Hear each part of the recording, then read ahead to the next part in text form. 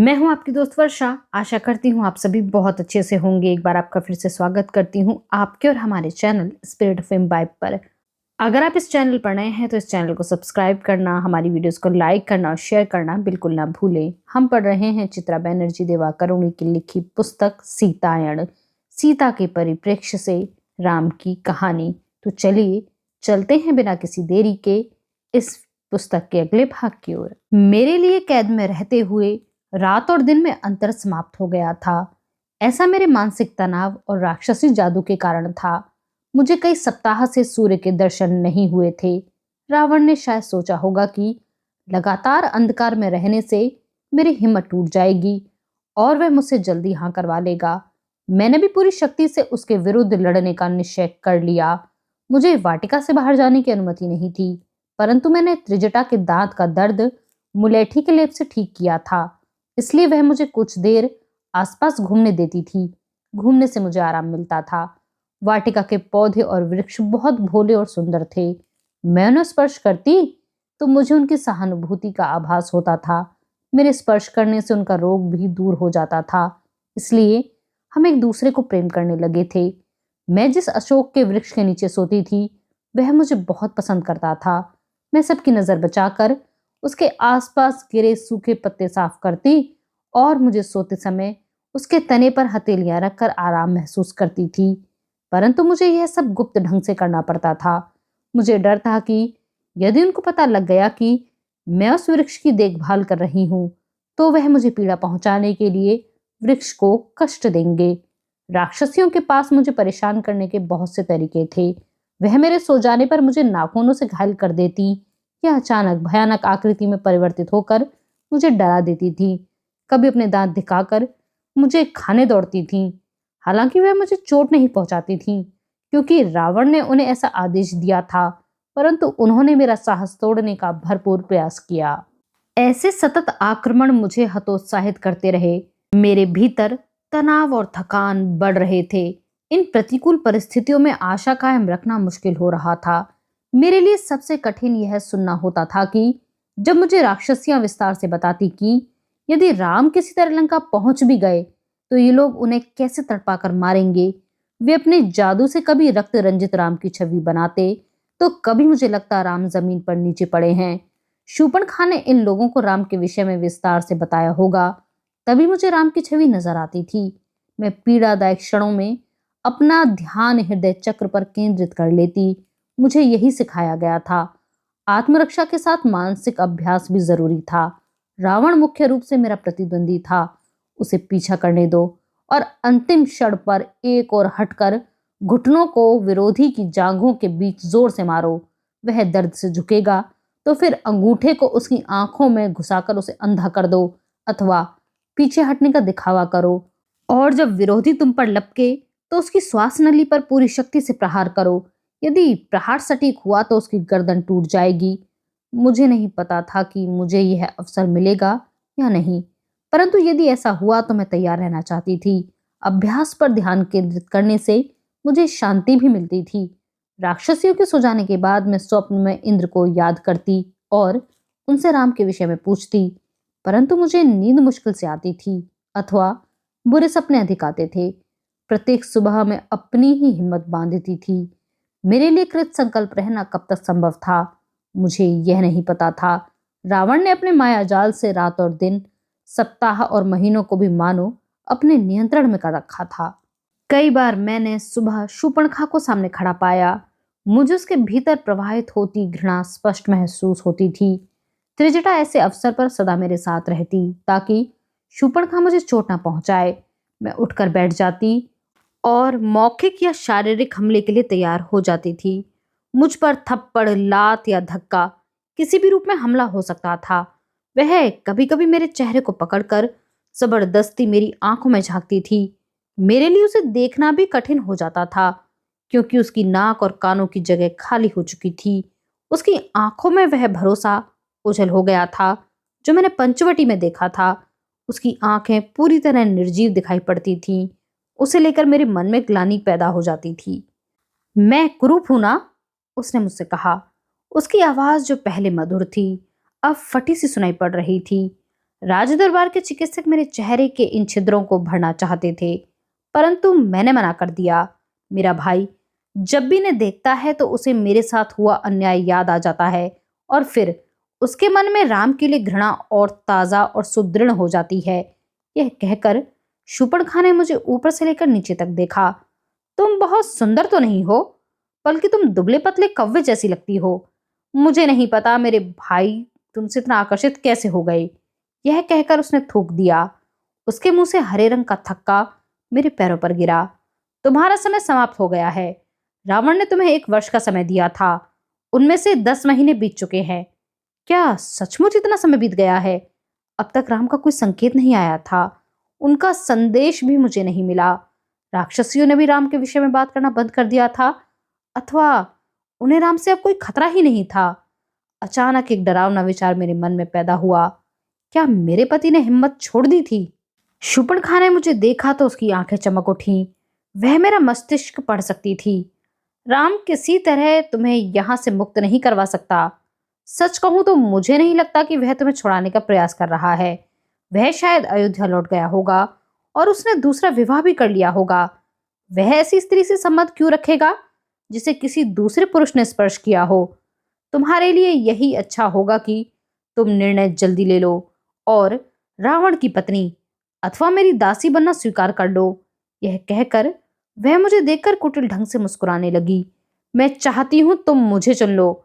मैं तुम्हें लंबे समय तक ऐसे जीवित रखूंगी कि तुम मुझसे मृत्यु की भीख मांगने लगोगी।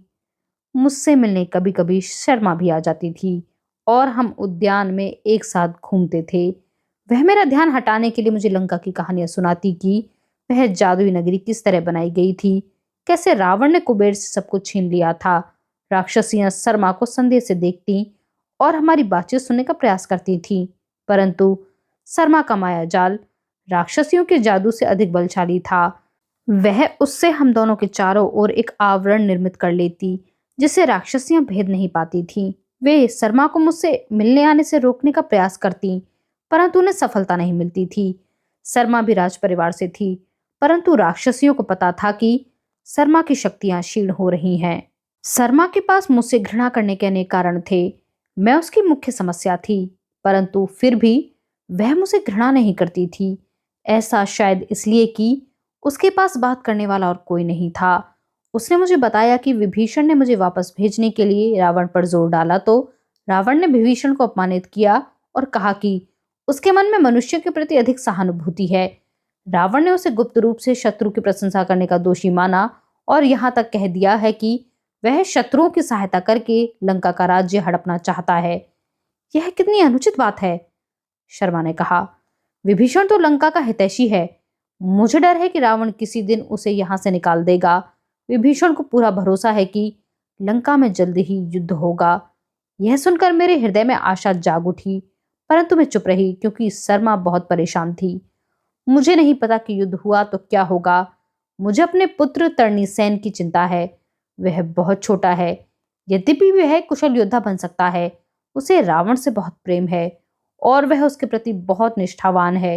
यदि युद्ध हुआ तो वह अवश्य राम की ओर से युद्ध करेगा। शर्मा की बातों में उसके पुत्र के लिए प्रेम सुनकर मेरे हृदय में पीड़ा होने लगी, क्योंकि मेरी संतान नहीं थी और शायद होगी भी नहीं। मुझे प्रेम में अंतर्निहित विरोधाभास देख रहा था।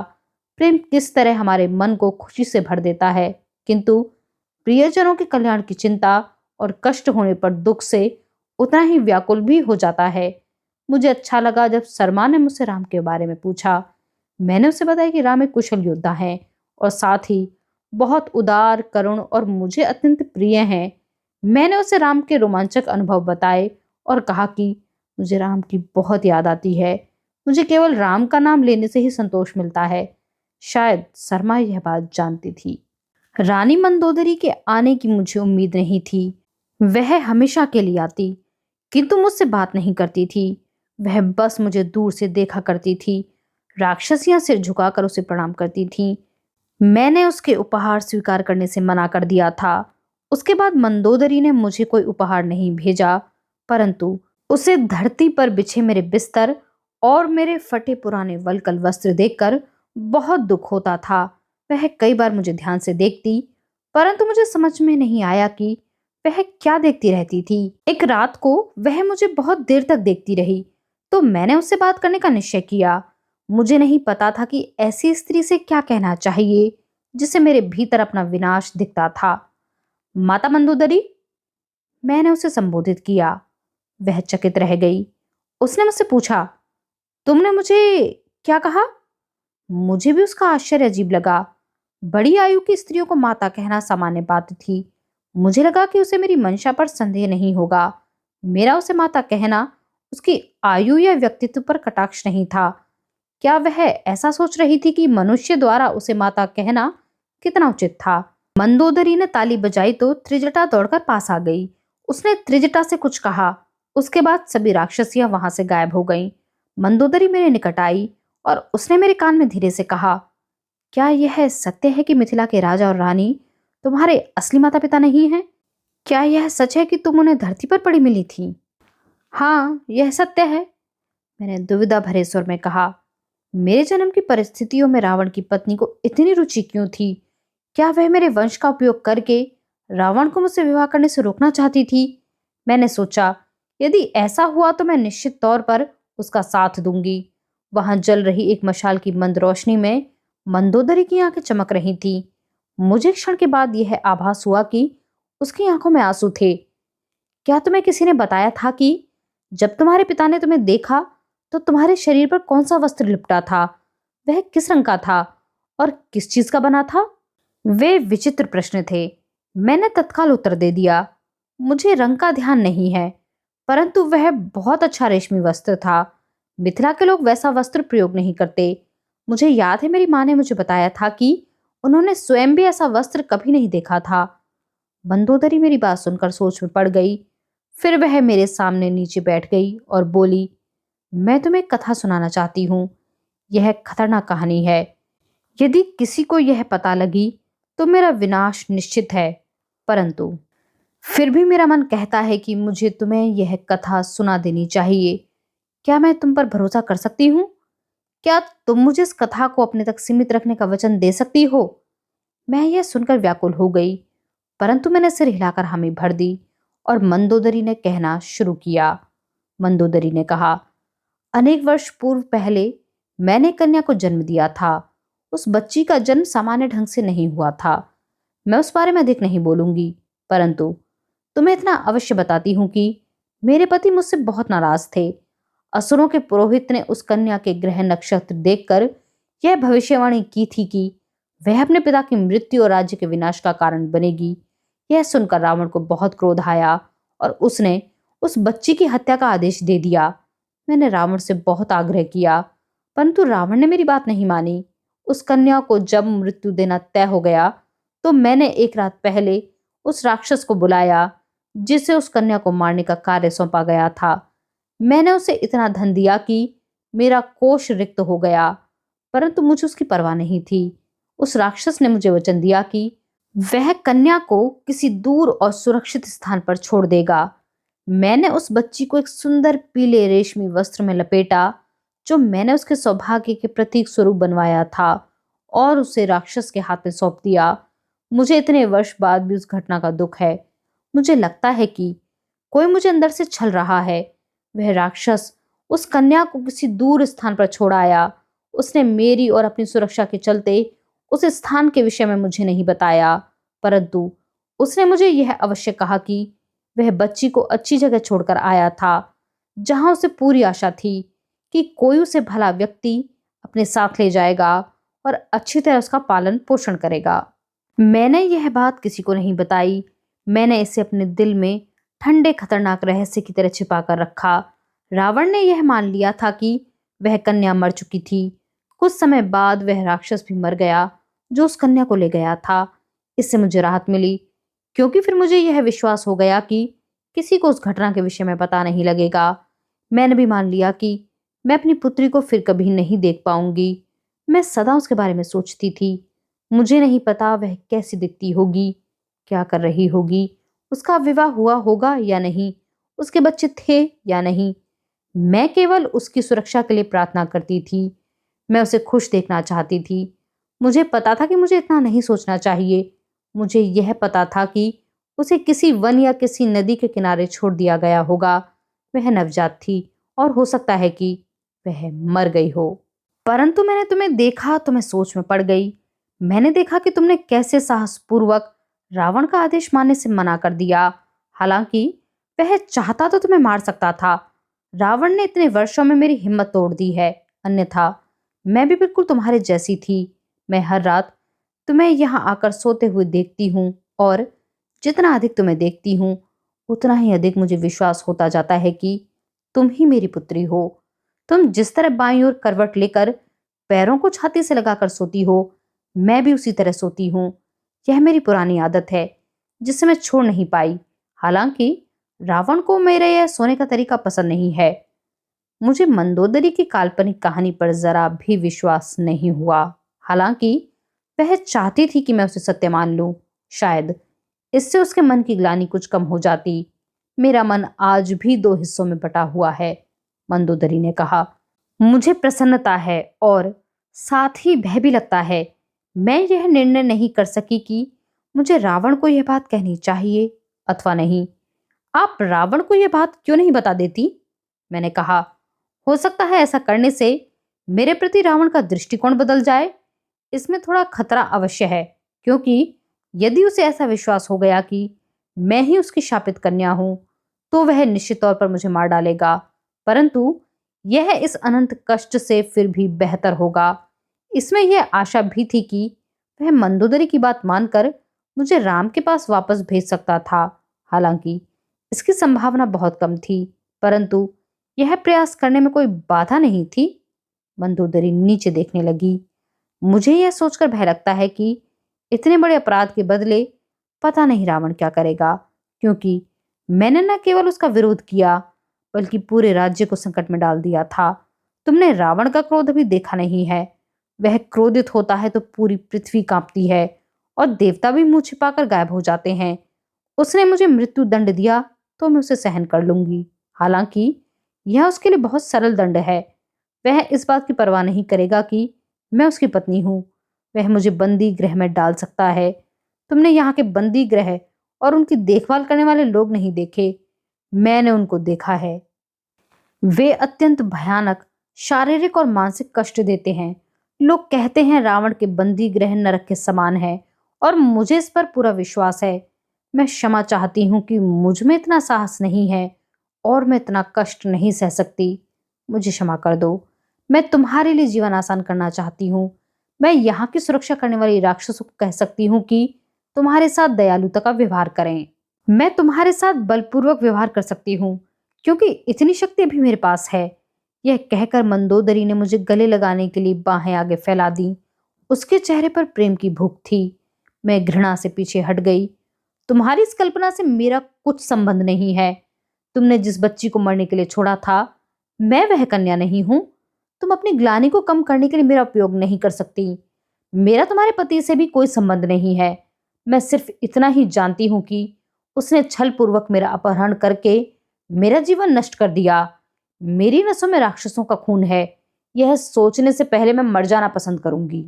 मैंने अपने हृदय को इतना कठोर बना दिया था कि मैं और कुछ सुनना ही नहीं चाहती थी। मंदोदरी ने आगे कुछ नहीं कहा। वह मुझसे बात अथवा मुझे स्पर्श किए बिना चली गई। मैं यह स्वीकार करती हूँ कि मंदोदरी रानी बनने के योग्य थी। वह फिर कभी मेरे पास नहीं आई। हालांकि मेरे विचार से वह रात्रि के समय अशोक वाटिका में छिपकर मुझे देखती थी। मैंने अनेक बार दिमाग से उस कथा को निकालने का प्रयास किया, परंतु वह कथा मुझे परेशान करती रही। मेरे दिमाग में नए नए प्रश्न उठने लगे।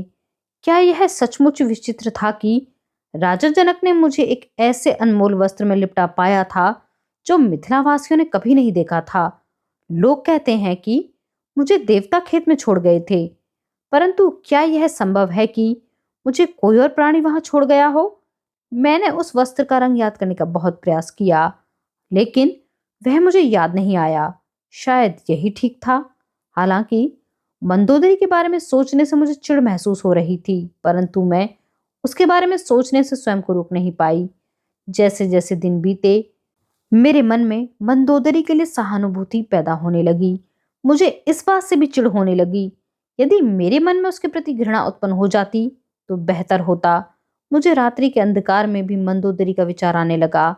उसने किस प्रकार अपनी नवजात पुत्री को भारी मन से राक्षस के हाथों में सौंपा होगा। फिर उसने राक्षस को रत्नों से भरा थैला और कुछ निर्देश दिए होंगे।